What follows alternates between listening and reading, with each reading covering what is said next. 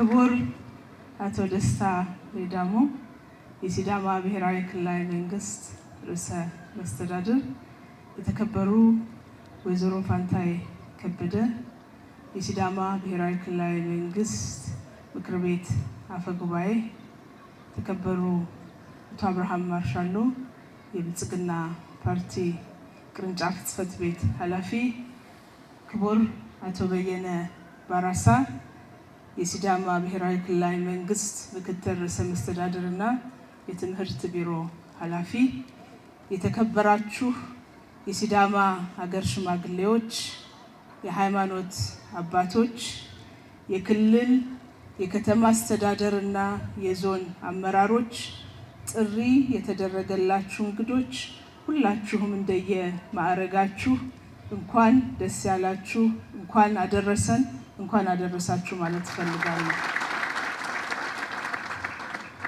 በዛሬው ዕለት የምናስመርቀው የሲዳማ መሶብ አንድ ማዕከል አገልግሎት በሀገር ደረጃ ኢትዮጵያ የጀመረቻቸውን ትልልቅ የቤት ስራዎች ማሳኪያ መንገዶች ናቸው። ኢትዮጵያ ላለፉት ዓመታት በርካታ ትውልዶችን በተለያየ ጊዜ ህዝቦች ላነሱት ጥያቄ ምላሽ ለመስጠት የህይወት የአካል መስዋዕትነትን ጨምሮ በርካታ ትውልዶች መስዋዕትነትን ሲከፍሉ መጥተዋል። ከነዚህ ትልልቅ ያልተመለሱ ጥያቄዎች መካከል የሀገረ መንግስት ግንባታ ጉዳዮችና የሀገረ ብሔር ግንባታ ጉዳዮች ትልቁን ስፍራ የሚይዙ ናቸው።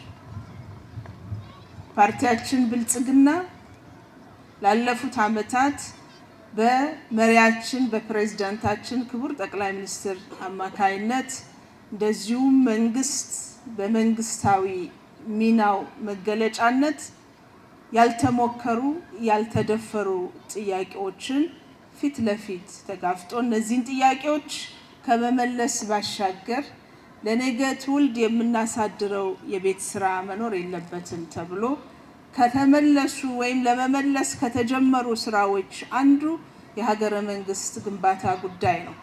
በዛሬው ዕለት የምንመርቀው የሆነ አዳራሽና አዳራሽ ውስጥ ያለ ቴክኖሎጂ አይደለም። አዳራሹና አዳራሽ ውስጥ ያለው ቴክኖሎጂ ኢትዮጵያ የጀመረችውን የሀገረ መንግስት ግንባታ ማሳኪያ መንገድ ነው። መንግስት ላለፉት ዓመታት በተከተለው የዜጋ ተኮር ፖሊሲ አቅጣጫ የምንሰጣቸው አገልግሎቶች መነሻና መዳረሻቸው ማዕከላቸው ህዝብ መሆን አለበት። ብዙ ጊዜ ዜጋ ተኮር ሲባል ከማህበራዊ አገልግሎት ጋር ተያይዞ በተለይም ድጋፍ የሚሹ ወገኖችን ለመድረስ የምናደርገው ጥረት ተደርጎ ይወሰዳል። እሱ አንድ መገለጫ ነው። የዜጋ ተኮር ፖሊሲያችን አድማስ በጣም ሰፊ ነው። አድማሱ ዜጎች በሚያገኙት አገልግሎት በየደረጃው እርካታቸው የተረጋገጠ እንዲሆን ማድረግ ነው። ስርዓት ተቋም ለመገንባት ያስችላል። ዛሬ ያየነው የተቋም ግንባታ ስራችን አንድ መገለጫ ነው። የሲዳማ ብሔራዊ ክልላዊ መንግስት በአንድ ወር ተኩል ገደማ ሊባል በሚችል በጣም ባጠረ ጊዜ በአገር አቀፍ ደረጃ በክቡር ጠቅላይ ሚኒስትራችን ኢኒሼቲቭ የተጀመረ ስራ ነው። ይሄንን ከመረቅን በኋላ በጣም ባጠረ ጊዜ ሰፋ ያለ አገልግሎት 34 አገልግሎት በክልል ብቻ የሚሰጥ ሳይሆን በከተማ አስተዳደር ደረጃ የሚሰጡ አገልግሎቶችን ጨምሮ ህዝብ ከውጣ ውረድ የሰውን ፊት ከማየት በሚገላግለው መንገድ አገልግሎቶችን አንድ ቦታ ማግኘት የሚችልበትን እድል የሚፈጥር ስራ ነውና ስለተመራ እውን የሆነ ነው። ሙስናን ወይም የጸረ ሙስና ትግላችንን ስለረገምነው ስለተጠየፍነው ብቻ ማስቀረት የምንችለው አይደለም። እንደዚህ አይነት ቁርጠኛ ውሳኔና ተግባራዊ አመራር በየደረጃው ይፈልጋልና ይሄንን ማድረግ የቻላችሁ በዚህ ሂደት የተሳተፋችሁ ክቡር ርዕሰ መስተዳድር ይሄን አመራር ሰጥተው ባጠረ ጊዜ ሲዳማ መሶብን እውን ማድረግ ስለቻላችሁ በብሔራዊ የሪፎርም ኮሚቴውና በራሴ ስም ያለኝን ላቅ ያለ አክብሮትና ምስጋና ማቅረብ እፈልጋለሁ። የትናንትን የዛሬን ጥያቄዎች ለመመለስ በመናደርገው ጥረት ነገን ለመስራት በመናደርገው ጥረት 7 ዓመት ምናልባትም የ70 ዓመት ያህል ስራ የተሰራበት ነው ቢባል ማጋነን አይደለም። ክልሉ ደሞዝ ለመክፈል ከሚቸገርበት ወጥቶ በርካታ የልማት ስራዎችን መስራት ወደ ተሸጋገረበት ምዕራፍ ገብቷል።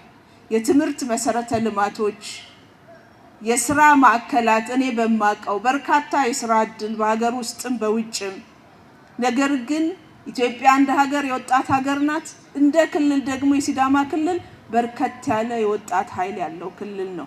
ለዚህ ሁላችንም በየደረጃው ያለን አካላት መስራት አለብን። ለእንደዚህ አይነቱ ስራ ደግሞ እንደዚህ አይነቱ ቀልጣፋ አገልግሎት ለመስጠት የሚያስችል ማዕከል ዝግጁ ማድረግ፣ የአሰራር ስርዓታችንን ማዘመን፣ ግልጽነት መፍጠር፣ ሐዋሳ ከተማ እንደ ከተማ የበርካታ ኢንቨስትመንት መዳረሻ ነች።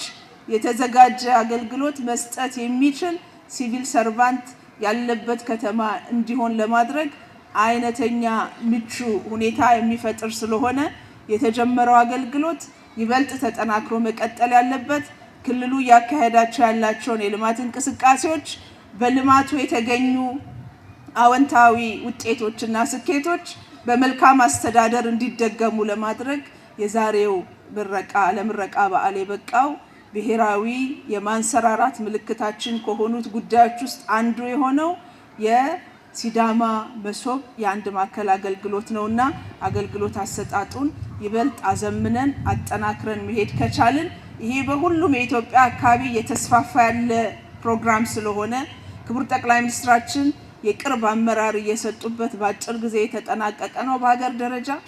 እንደዚሁም በመሰረተ ልማትና በአሰራር ስርዓት ብቻ ሳይሆን በአስተሳሰብ የተለወጠ ሲቪል ሰርቫንት የመገንባት ስራችንን በቀጣይነት ተጠናክሮ መቀጠል ሲችል ውጤቱ ይበልጥ ያማረ ይሆናል።